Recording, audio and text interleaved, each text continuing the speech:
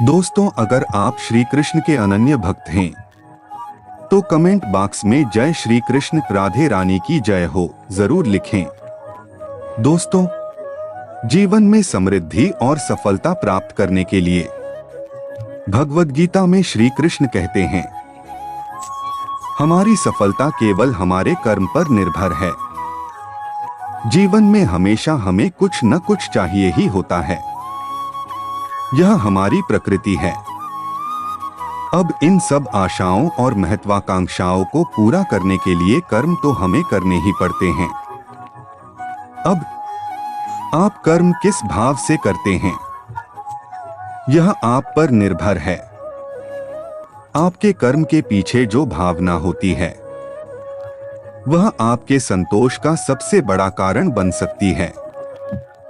भगवत गीता के अनुसार भगवान श्री कृष्ण हमें बताते हैं कि इस जीवन में कर्म से बचना असंभव है।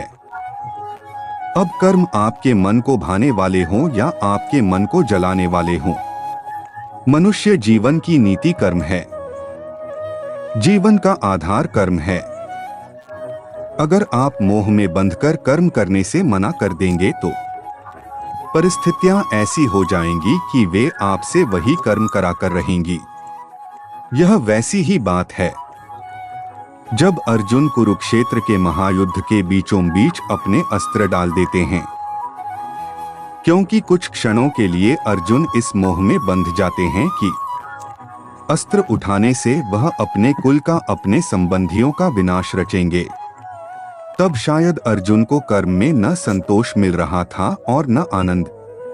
इस अवस्था में भगवान श्री कृष्ण पार्थ को बताते हैं कि अगर हम कर्म से मुंह मोड़ लेंगे तो इसका अर्थ यह नहीं कि हम वह करने से बच जाएंगे। कर्म से आप केवल तब बच सकते हैं जब आप उसको करके उसे पूरा करें। अब यह आप पर है कि आप अपने कर्म को धर्म समझकर करें या बोझ समझकर। आपके कर्म को आप कौन सी भावना से करते हैं, वह पूर्ण रूप से आप पर है। लेकिन करना तो पड़ेगा, इस तरह या उस तरह। देखिए, बोझ समझकर करेंगे तो जीवन भारी और कठोर लगेगा। धर्म समझकर करेंगे, सेवा भाव से कर्म करेंगे तो ऐसा लगेगा कि आपके हाथों भला हो रहा है। यह ऐसी ही बात है कि आप जो सेब या अनार या संतरा खाते हैं वह इसलिए खा पाते हैं क्योंकि दूर किसी माली ने अपना कर्म किया था। जैसे उसके कर्म का फल आप खा रहे हैं, वैसे ही आपके कर्म से किसी और को कोई सहायता मिल जाएगी। यह क्या होगा, कैसे होगा, यह जानना असंभव है। पर साधारण से साधारण मनुष्य भी अगर अपने मन में यह विश्वास बना ले कि उसके कर्म से किसी का भला हो रहा है, तब उस कर्म में धर्म और सेवा दोनों ही मिल जाते हैं। हम सब इस बात को किसी ना किसी रूप में मानते ही हैं और करते भी हैं। जैसे जब हम ऐसी नौकरी करें जो हमें उतनी पसंद नहीं होती, लेकिन उस नौकरी से हमारा घर चल रहा हो या हमारा परिवार खुश रह रहा हो, तो हम हमारा मोह छोड़ देते हैं। इसी कर्म में धर्म का भाव मिलता है। भगवान श्री कृष्ण हमें समझाते हैं कि हम समाज में रहते हैं तो उसके प्रति हमारे कुछ उत्तरदायित्व और कुछ कर्तव्य होते हैं। जैसे अच्छा नागरिक होना, अपने माता पिता का ख्याल रखना, अपने बच्चों की अच्छी परवरिश करना, ये कर्म भी हैं और हमारा धर्म भी है। इसलिए अगर मन इस विचार से डगमगा उठा है कि आप यह सब कैसे करेंगे, तो ऐसे नकारात्मक विचार छोड़ दीजिए। इसकी जगह पर यह विश्वास रखिए कि अगर इस कर्म का उत्तरदायित्व भगवान ने दिया है तो उसको करने की सामर्थ्य और धैर्य भी भगवान ने आपको दिया ही है। सबसे बड़ा तेरा दरबार है, तू ही सबका पालनहार है, तू सजा दे या माफी दे प्रभु। तू ही हमारे जीवन की सरकार है। जैसे तेल समाप्त हो जाता है, दीपक बुझ जाता है, वैसे ही कर्म के क्षीण हो जाने पर भाग्य भी नष्ट हो जाता है। समय कभी एक जैसा नहीं होता। उन्हें भी रोना पड़ता है जो बेवजह दूसरों को रुलाते हैं।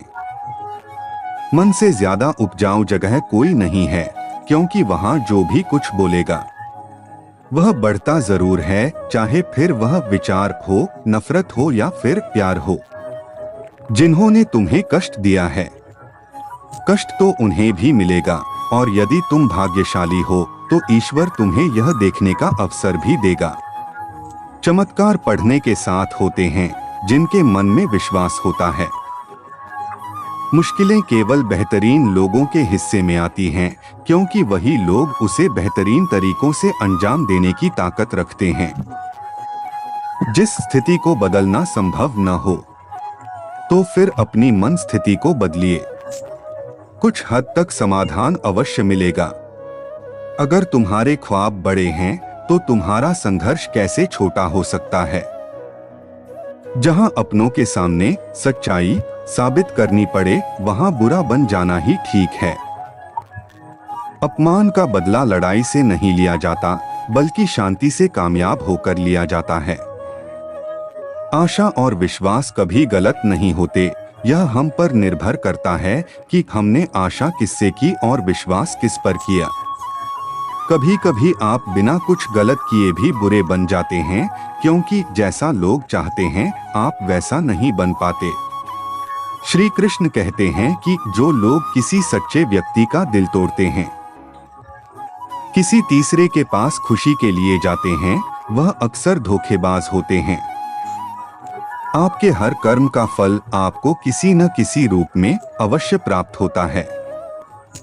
आपकी सोच अच्छी होगी तो लोग अपने आप अच्छे होंगे, तथा आपकी सोच अच्छी होगी तो काम अपने आप ठीक होने वाले होंगे। जब कोई हाथ और साथ दोनों ही छोड़ देता है, तब कुदरत कोई ना कोई उंगली पकड़ने वाला भेज देती है। उसी का नाम कान्हा है। प्रेम एक ऐसा अनुभव है जो मनुष्य को कभी परास्त नहीं होने देता, और घृणा एक ऐसा अनुभव है जो मनुष्य को कभी सर्वज्ञ नहीं होने देता। प्यार या प्रेम एक ऐसा एहसास है जो किसी भी इंसान को कभी भी असफल नहीं होने देता, और अहंकार या घृणा वह एहसास है जो किसी भी इंसान को कभी भी सफल नहीं होने देता। जीवन ना तो भविष्य में है और ना ही अतीत में, जीवन तो बस इस पल में है, केवल इस पल में जो मनुष्य अपने जीवन को अपने भूतकाल या अपने भूतकाल के अनुसार जीते हैं। उन्हें श्री कृष्ण मार्गदर्शन देते हुए कहते हैं कि मनुष्य का जीवन ना तो उसके भूतकाल में है और ना ही भविष्य काल में है।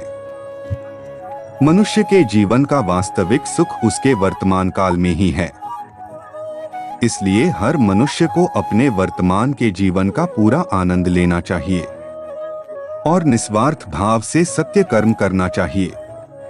राधा ने श्री कृष्ण से पूछा, प्रेम का असली मतलब क्या होता है? श्री कृष्ण ने हंसकर कहा, जहां मतलब होता है वहां प्रेम ही कहाँ होता है। श्री कृष्ण कहते हैं कि जिस प्रेम के रिश्ते में स्वार्थ होता है, उसका मतलब अहंकार या अहंकार होता है। वह रिश्ता प्रेम का रिश्ता कभी नहीं कहला सकता। जीवन में आधे दुख इस कारण जन्म लेते हैं क्योंकि हमारी आशाएं बड़ी होती हैं।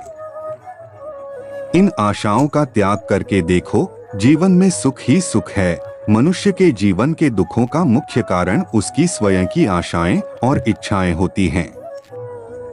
मनुष्य की इच्छाएं काफी कठिन होती हैं, और जब मनुष्य की इच्छा के अनुरूप कार्य नहीं होता है तो उसका मन दुखी होता है।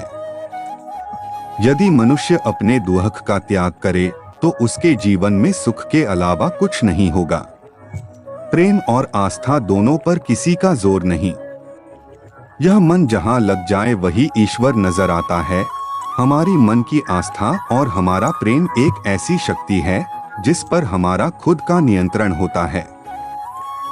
और हमारी आस्था और प्रेम जिस चीज में भी लग जाए, उसी चीज में हमें श्री कृष्ण के दर्शन हो जाते हैं, क्योंकि श्री कृष्ण का वास संसार के कण कण में है।